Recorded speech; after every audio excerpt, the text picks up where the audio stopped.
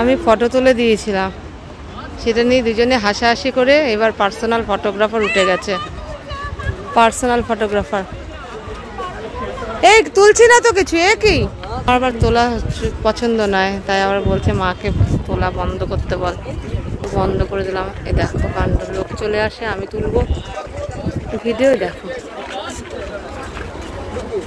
যেরকম ইনস্ট্রাকশন দেবে সেরকমভাবেই ফটো তোলা যাবে। ইনস্ট্রাকশন দেওয়া হচ্ছে। তোমাদের বাড়িতেও কি এরকম হয় গো? এত ব্যাকডেটেড হয়ে গেলাম আমি তো বুঝতেই পারিনি। আবার দেখাবে দাদাকে, সেটা হলো নাকি। পেছন থেকেই করছি, কারণ সামনে গেলে ওনারা আবার ই করবেন, রাগারাগি করবেন। আর দেখো কত বিপুল জনসমাগম,